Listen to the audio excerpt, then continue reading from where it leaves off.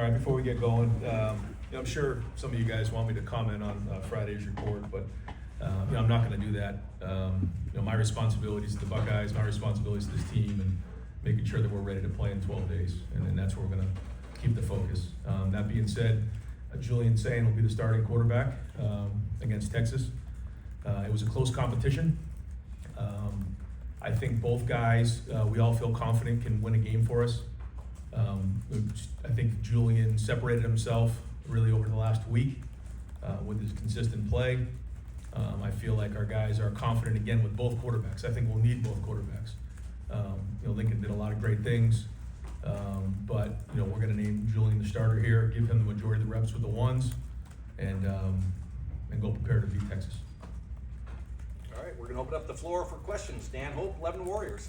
Yeah, just following up on that, just what was it about Julian over the last couple weeks that made the difference, ultimately allowed him to win the job? Well, I think you're always looking for consistency and taking care of the football. And when you start with practice one in the spring and then kind of do, study on the entire, growth over 6 months, you see that there was a lot of growth made. And you look at the numbers and the production, we felt like, he was, in a situation where he was ready to go play in this game. We also feel like Lincoln's ready to play. But, overall, Julian was more consistent. Pat Murphy, 24/7 Sports. You mentioned Lincoln and still needing him. We've talked about this in the past when you change starters, but Yep. how important it is for him to handle this the right way.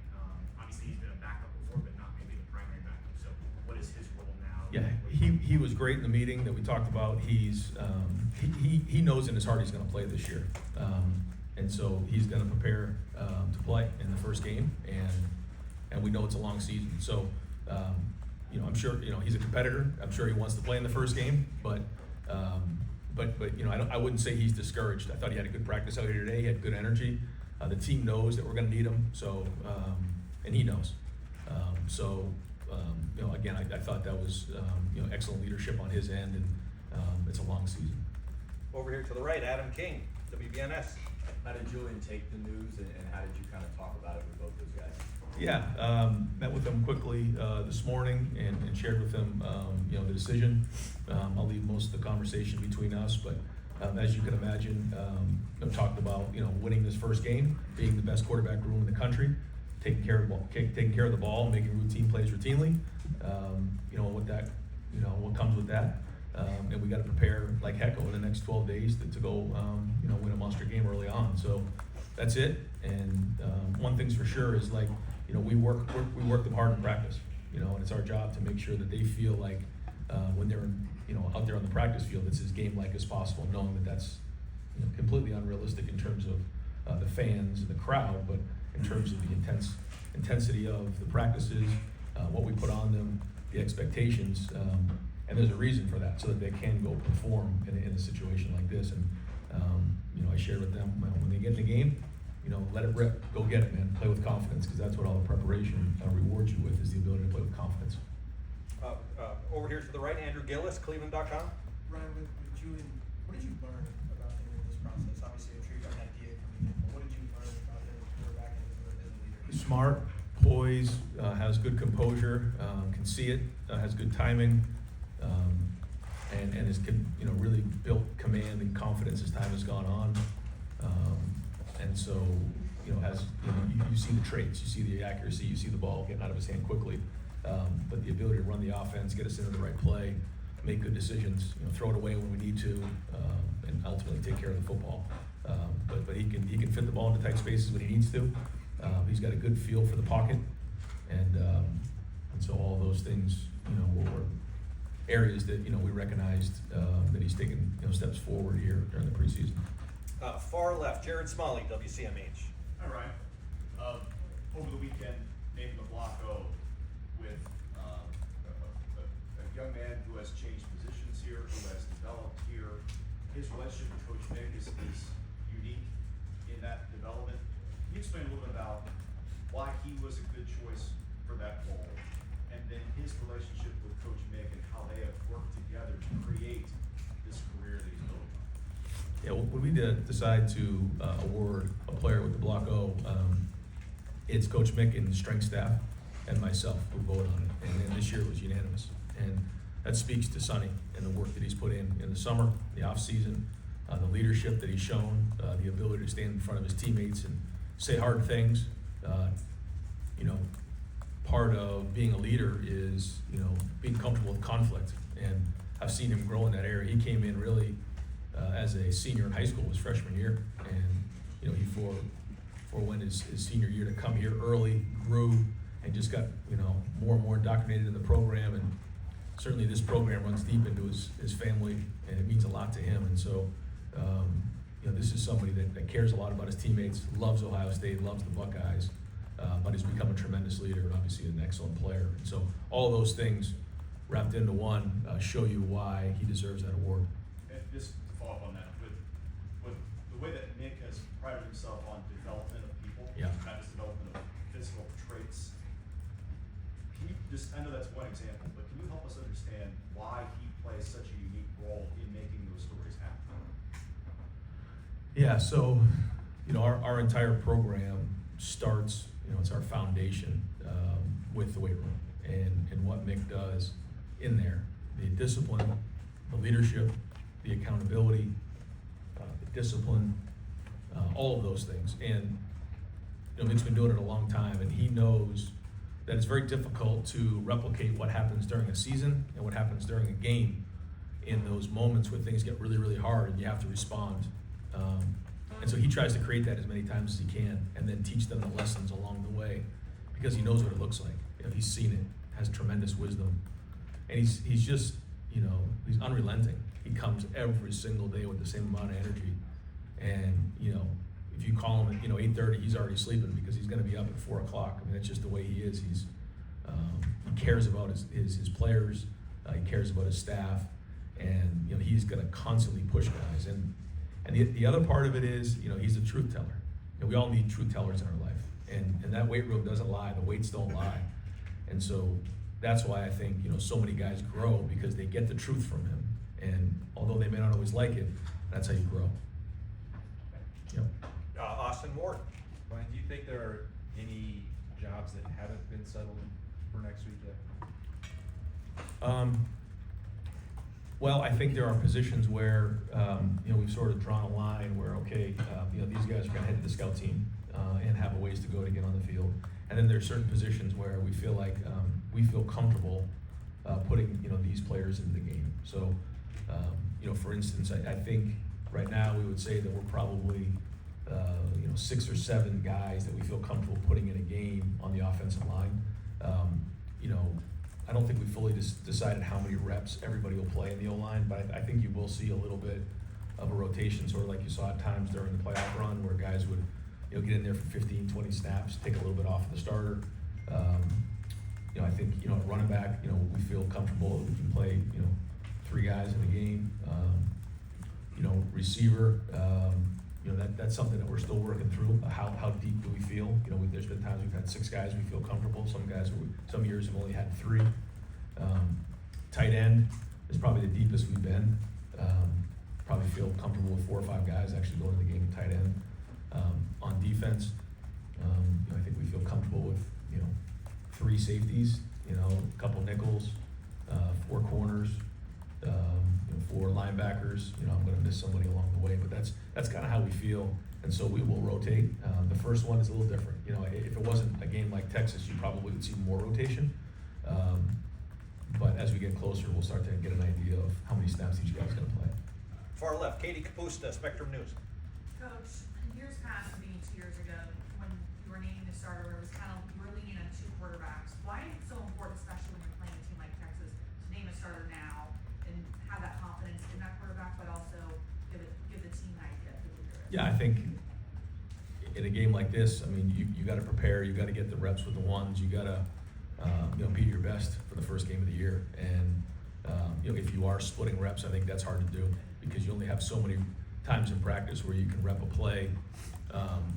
And you know, a lot of times you need 3 or 4 reps at the very least in that week of a play to get the different looks, the different coverages, the different leverages, and making sure that you know, receivers can only run so many routes, for example. It's the same thing up front. So each of these reps become valuable as you get closer to the game. As we're further away from the game, not as much. You can roll guys and you can watch guys learn and grow and see how they respond. But as we get closer, those reps become more valuable. So we want to make sure that the guy who's starting is getting the majority of those reps with the ones. Now that being said, Lincoln has to be ready too, so he will get some reps with the ones. But that's why we made the decision here today. Cameron Teague Robinson, The Athletic. Ryan, a couple days ago, we talked to Larry, and he mentioned as long as his career has gone on, he's never had a situation like this where he had four guys go to the NFL and have to replace that. Going to the offseason, he made some personal and also like technical adjustments with the what he was doing. I'm curious what you've seen different from him, and how you feel like that's impacted that. Well, I was thinking about that because if some of those guys had decided to go to the NFL the year before, some of those guys like Caden and KJ, they still would have had to play last year. So, there's still some good experience in that room. But they didn't play as much. They weren't starters. So now they're getting thrust into a role where they are starters. And I think it's been a great challenge for that room, for Larry. And I think you're seeing growth there. The first challenge will be on Saturday. And we'll see where these guys are at and go from there. I think we're going to get great feedback across the team coming out of this first game on where we are. But we are seeing a lot of progress there. And he's doing everything he can to make sure those guys are ready. Rob Aller, Columbus Dispatch.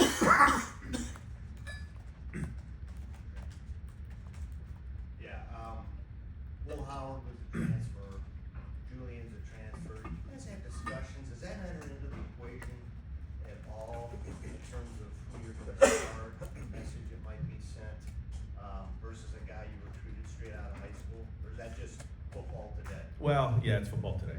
It is, yeah. But in a perfect world, we would love to recruit high school players, develop them in the program for a few years, and then watch them grow and build.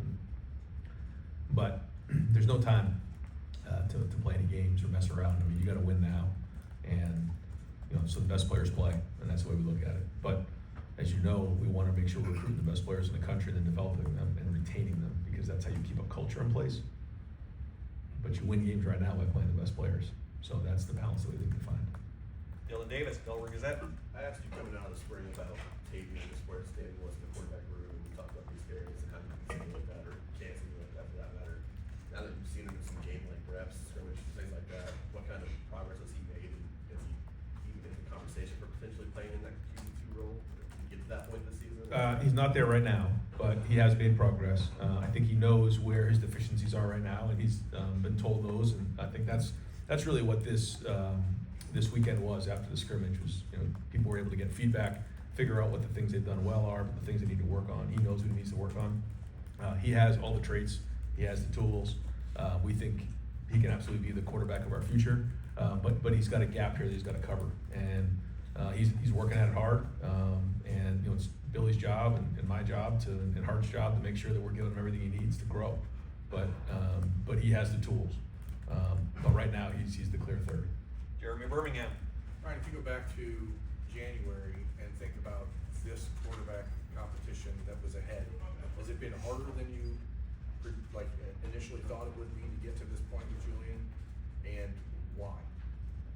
I just think it's been a great competition. I mean, if you get around both of these guys, they're both competitive and both talented. Lincoln really has done some great things. I mean, as you guys know, he's a tremendous athlete. And, I just think, he's only still scratching the surface on what he can be. And so he's got to continue to grow. And I think he knows that. I think when you get around him, you'll feel that. Where if it was a quarterback that, had been around football his entire life and he was kind of tapped out and hit his ceiling, he'd be more frustrated. I think he knows he's still got a lot of runway here for his career. And so, he's growing and getting better every day. You can see it. Julian has gotten stronger and bigger, which was obviously something he needed to do, when he got here. And he's learned the offense and he's playing faster. So, again, the good news is we feel good with both of them in the game. And it was good to see them compete. I think we're going to need both of them. Is there a built-in challenge when it comes to understanding transfer quarterbacks, guys that you recruited Julian, but not all that aggressively because he was good at Alabama for a year. So is it harder to understand someone's personality and how they're going to fit maybe than it used to be when somebody recruited for years? Yeah, I think it takes a little longer to get to know them when you've recruited, especially quarterbacks, is so start so early these days that you kind of know them for a few years before they get here. We didn't have that luxury with Julian, but he's been here for over a year, so we've got a great handle on him, and he's an easy guy to read, and same thing with Will. We didn't know him very long, but we got it figured out pretty quick. Again, that's kind of the way of college football nowadays. Spencer Holbrook. Seems like all preseason we haven't really talked about Max Clare a lot. What have you seen from him in his first training camp here, and have you fully understood, I guess, what kind of weapon he can be compared to just watching him on film? Yeah, really talented, explosive when the ball's in his hands, and you saw last year what he did, and so it's been fun to watch that tight end group grow and watch what he can do. I think it's been good for him. I think he would tell you, I don't want to put words in his mouth, but going through a training camp and a spring ball at Ohio State was different for him, and he's really been pushed in a lot of areas, and he's shown a lot of growth, and he's become a better football player every day, and excited to see him play on Saturday. Tony Gerben, Buckeye Huddle. A couple of quick ones. You mentioned 3 running backs, 4 linebackers. Who's that third running back? Who's that fourth linebacker? I knew you were going to ask me that. What's the punting situation? Yeah, Nick's been doing a good job. He really has improved. Got his black stripe off the other day. Joey's been improving too. And so again, those are 2 guys we feel comfortable. Both those guys could kick in the game, could punt in the game. So I'll let Rob continue to work on that. But I feel comfortable with both those guys in the game. Joey is the incumbent there. Yeah, in terms of the running backs, I'm going to let Coach Locke kind of handle that.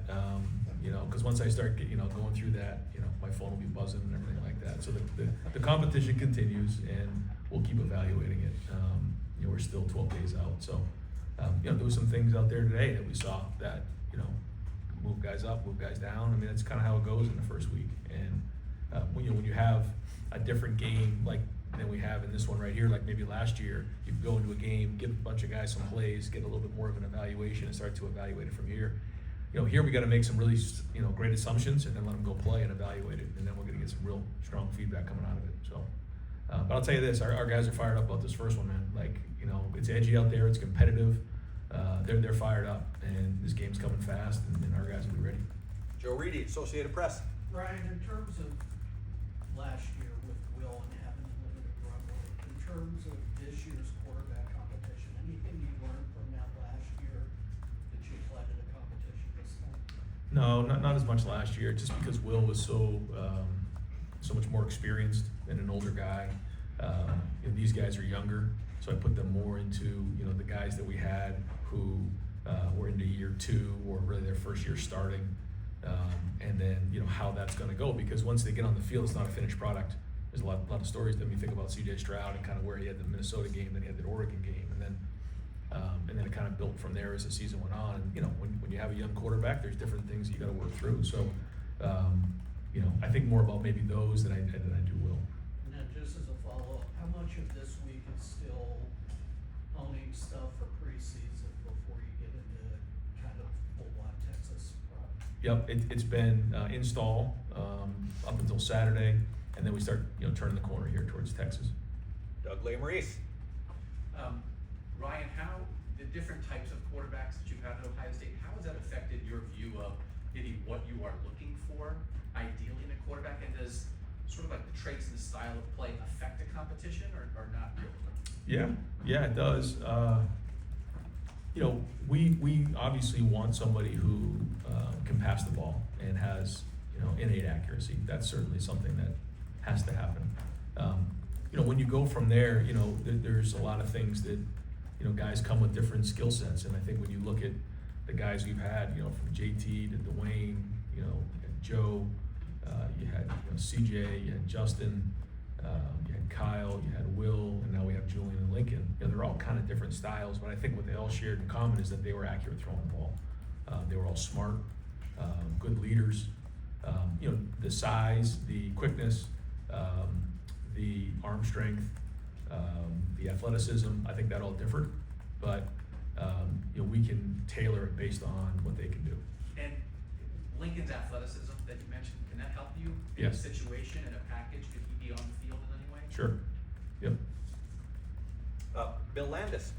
Ryan, when a young quarterback can kind of see the picture the way you were saying about Julian a few minutes ago, how much much does that expedite the development process, and can you maybe contextualize it all, how he is in that area compared to some other young quarterbacks you work with? Yeah, I think he sees it, but, you know, I've learned that, you know, when you're talking about players, you know, it's like the difference between a professional and a player. A professional is remembering things.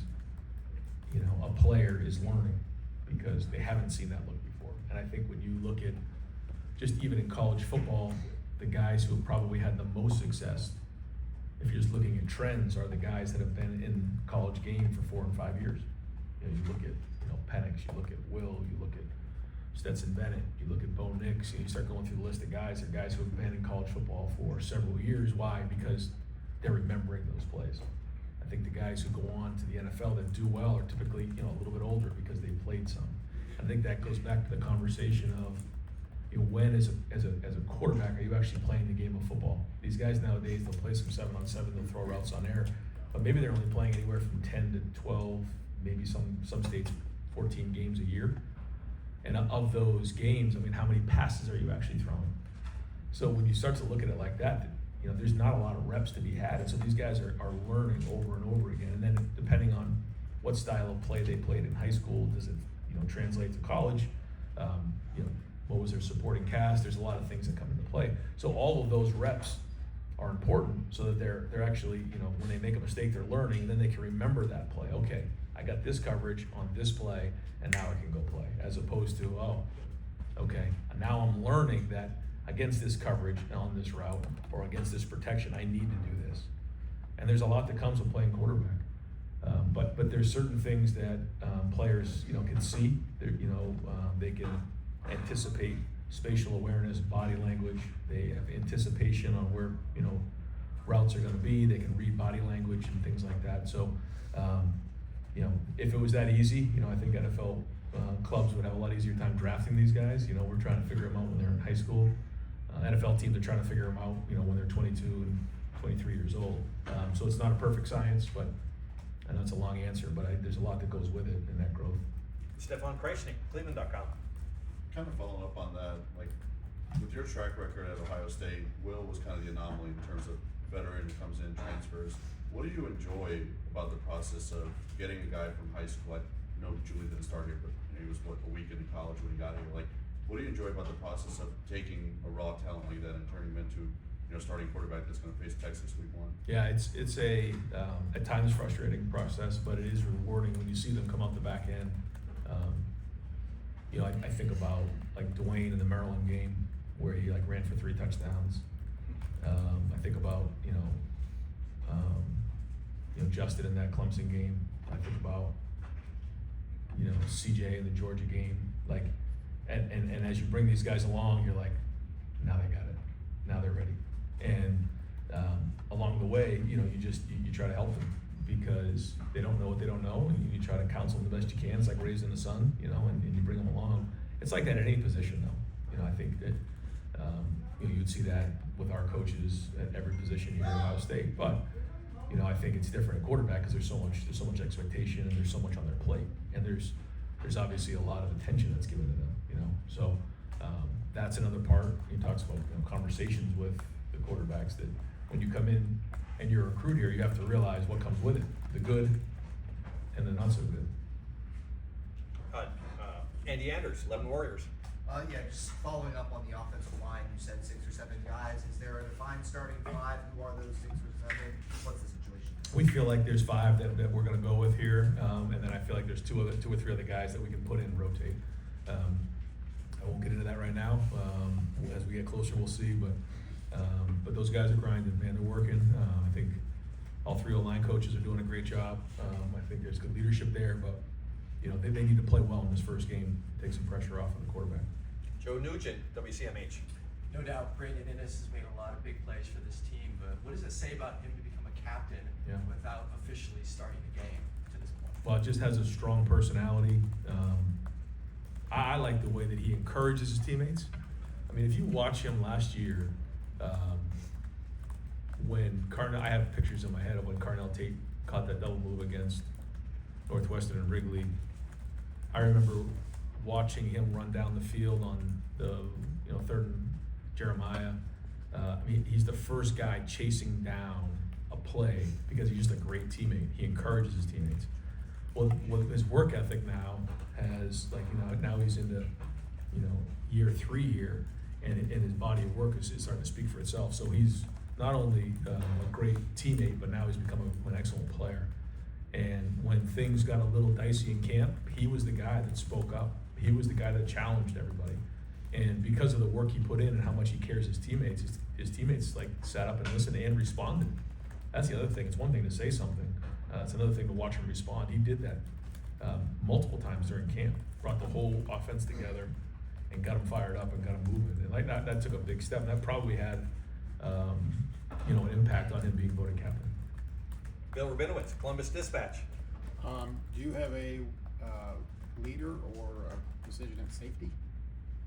A leader in safety? I'd say the leader. Well, is besides, between, Question. yeah, Jalen and Malik. I think they're both ready to play. I think they're both doing well. I like what they, you know, we tackled again, you know, a decent amount here during the preseason, and I felt like they're playing faster. I think they do, you know, being with Caleb, they do play faster. There's a certain level of confidence when you see two back there. I think that's good. I also, you know, Leroy has stepped up, Fahim has stepped up, you know, so those guys are gonna have to give us snaps as well. You had said last week or whenever it was, and it seems like it's been confirmed, is Austin Sarlo definitely gonna be the left tackle, or is still sorting that out? Yeah, you guys keep asking these questions. Yeah, all right, mercy. Yeah, Austin will be left tackle. But that's it, you know, you guys aren't getting any more. Joey Kaufman, Columbus Dispatch. Ryan, this is with Julian, this is the first time in a couple of years where you've had a starter going into August, September, who's never started a game in the house, because even Kyle, 23, had the benefit of having that starting attack. What is reasonable for people and expectations, just because even CJ at 21, like, was unforgiving. Yeah. Time for him to get into so just what is expectations properly and show the chance to grow? Just win, baby. That's it, man. Just win. Find a way to win. One more point than them. If it's, you know, 14-13 or 65-64, we got to find a way to win. That's it. That's all that matters. And you know, we're not gonna worry about, you know, the what ifs and all that other stuff. We're gonna let it fly. And I said that to him today, and I said the same thing to Lincoln. We're gonna let this thing go. We're in the game, and that's it. And we're not gonna worry about all the other stuff because we know the expectations. The expectation is win every game. But in this game, find a way to go 1-0 on Saturday night. That's it, and we'll go from there. Got time for just a few more. Tim May. You've done this a million times, Ryan. I'm gonna go through it again. When did it become apparent to you that Julian was the guy, and then did you spend a couple of days reinforcing that in your mind? Because ultimately, the head coach does make that final decision. You got all that input and stuff. And where was that moment where you saw him just like a test? Yep. You know, that I'm gonna see how he does on this particular player, this particular series, and he went from there. It wasn't that. It was about a week ago, though. I just started to see some throws and some anticipation. There was a couple reps where you know, the rush was getting to him. And in those moments, you have to make quick decisions. Yeah. And if you just throw it to the other team, not good. You know, if you either throw it away or find a way to put it in the spot, even if it's a check down or something like that. I saw some of those things going on, making the routine plays routinely. I also saw command in the huddle. Again, not that I didn't see some of those things with Lincoln, but you're asking about Julian in particular. Saw those things and started to feel like, okay, we can win with this guy. Yeah, and he's not just a quick release guy, like you said. He's got savvy about him. Would you describe him? Yeah, and he's a in good that athlete. regard? I mean, he moves quick. He's got, you know, you saw last year, he got out of the pocket and scrambled during one of the games it was in. So, you know, he's got that in him, and he's worked hard in the offseason to change his body. Stephen Means, Cleveland.com. Just kind of following up on what Joey said. This is not the first time that you've had a young new quarterback going into a marquee game, but you've at least had some level of a build-up going into that marquee game. How does that work your nerves? How is it maybe, as you guys are putting together an offensive game plan, how much you want to put on his plate versus maybe allow the weapons to work for him? How much, I mean, what's the thought process going into your head when you don't necessarily have games to like get to know him in a game before he gets thrown into this? That's why we practice so hard, is to get an idea of that, and then, you know, we're gonna work through those things. But like I said before, the offensive line's gotta help them. They gotta protect well in this game. You know, they gotta block well. The receivers gotta help. The good news, he's got a great supporting cast around him. And, you know, we gotta make sure that we're keeping it clean for him, and get him into a rhythm, and then he can go play. But, You're gonna hear me, I'm like a broken record. We gotta make those routine plays, routinely, keep us on schedule, and then really play well in the situations, and that's it. I mean, yeah, we can sit around and talk about all the what ifs, but like, let's go, man. We put a lot of work into this thing. Think about all the different practices we've had. Like, time to go put it on the field and let it rip. And you gotta trust your training when you're out there. Like, that's the reward for all the preparation and training, is that you can go play with confidence. It's like when you walk into a test. You know, if you haven't put the preparation in, you're nervous. If you know what's going on, then you walk right to that test and go. And so that's what we're gonna do, and that's what he needs to do. And all he needs to do is just do what he's been doing. You know, we've talked a lot about, you know, that whole, you know, Roy Hobbs myth, and like, you just need to be you. You know, you're gonna sink to the level of your training. And so, you know, I think that he knows that the team has confidence, the coaches have confidence in him, so go let it rip. And, you know, I think, I shared with him, you know, when I was in that situation where I was competing for a starting job, and then, you know, I won the job. I was like, okay, I was able to kind of put it into the next gear now, because the coaches, the team believed that I could go win that game. And, you know, we're counting on that to give him a little juice here going into this first one. Just to use CJ maybe as an example, that didn't necessarily always look good the first couple of weeks. Did you have to develop a level of patience as he worked through his own things, and can you maybe apply that here if it doesn't look like the best possible version of Julian Sand in week 1? Yeah, and that's part of the growth, and that's part of being at Ohio State. You know, I don't know if anybody after that Oregon game, I saw it through 400 yards, and I'm like, well, we got a special one, and they were ready to run him out of town. You know, like, and so that's part of being a coach and counseling these young men is like, hey, like, okay, here's what we know, here's what you see. You got to trust the process on this thing, because that's what it's all about, and then just keep growing. It's gonna be a long season, you know, and I said this to the team before. You know, every season, each team has their own story to write. You know, last year's story's been written, and you know, here we go, about to start the new one, and you just don't know where it's gonna go. It's gonna be a long journey, but we got to stick together, and it's got to be about the brotherhood, like it always is. Dave Holmes, WSYX. Yeah, I think the perception amongst fans is that this is by far the biggest, most stressful decision quarterback, and certainly the ramifications are, but as a head coach, you have 100 things to be stressed about. Was this number one in the front of your mind, the most stressful thing for you, or are there other things that you were actually more worried about than making this decision? I mean, there's so many things that go into getting ready for this first one, but yeah, I mean, quarterback, as you know, is you know, right at the top of the list, but there's more to it than just that, and it's everything. You know, when you start to put your attention too much towards one thing, you know, another problem will come up. So, no, I mean, but we've known this has been important. But again, I feel good that there's two guys that we can put in the game and go play. There's been times you think about when we had Justin that one year, you know, we didn't have, you know, quality backups. I mean, they were good guys and everything. They're great for the program. Thank God we had them. But they weren't like, you know, excuse me, we had like two guys right there. And so that part's been good.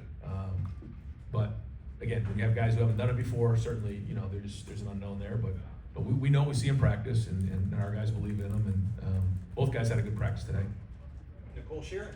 Coach, you always talk about, you know, the need to grow up, and leadership obviously being a huge part of the game. These two guys learned from a guy like Will Howard, but you've said they don't need to be Will, they need to be their own kind of leader. Yeah. How have you seen Julian specifically develop as a leader and really grow in that area, and maybe how do you want to see him to continue to grow in that area? Yeah, I think just when you're in the huddle, you have an opportunity to look those 10 guys in the eye and take command. Not only show that you know what you're doing, but to encourage them. When you're in a no huddle situation, it's a lot different. Guys are, you know, 20, 30 yards away. The line's up there looking at the defense, and so you don't have as many of those opportunities. I think, you know, since we decided to huddle, it's really allowed the quarterback to take more of that leadership role. He saw that, and I think both of these quarterbacks have done a nice job of walking into that huddle and grabbing command. And when you call a play, you break that huddle crisp and get up to the line of scrimmage, like there's something about that. And you know, we need to continue to do that and talk to these guys when we get in these moments. You know, what's going short yardage, man, we got to find a way. You know, we got to knock the line of scrimmage back. Running back's got to get downhill. Red zone, third down. You know, there's all these different things where now he gets in there and he can communicate that. And with the coach player communication, we can give him some of those little things to, you know, infuse into the huddle, which I think goes a long way. So I thought Will was really good at that. I thought Will was also extremely positive. I see Julian being the same way. I see Lincoln being the same way. And so now we got to go play. Last two questions. Steve Hellwagen. Hey, Coach. You talked about the leadership by Styles and Ennis. Yep. The other two guys, Downs, we know, is an All-American. in Cedarville. What did they do to raise their level of leadership to the level where they were voted as captains? I think it goes back to Mick in the weight room. We did this about, I guess 3 years ago now, going on 3 or 4 years. Coming off of the end of the season, we bring the leadership. Well, first off, we vote on leaders. I think I've talked about this before. We bring in the team, we explain what a leader is. Sometimes I think we assume these guys know what being a leader is. We explain what it is, and then we vote on it. And we vote guys in based on their position, based on their class, and we usually get about 20 to 24 guys. We then break the guys up into squads, and then through Mick's weight room program, these guys are put in leadership roles. If you're on a squad and somebody's late, the whole team, has to, is out of the locker room for a week, for example, or has to do community service or things like this. And then there's competitions within the squads. After spring's over, we re-vote again. Some guys are actually taken off the leadership, some guys are brought onto the leadership committee, and then we go into the captains. And I think by the time you get to the captain's vote, the team has seen these guys in leadership roles.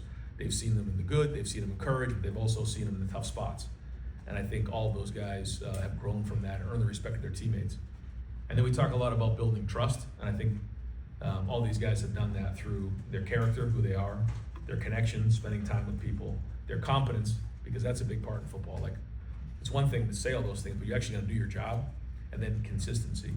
So I think our team trusts those guys because they've seen them in those situations. Coach, thank you very much. All right, guys, thanks.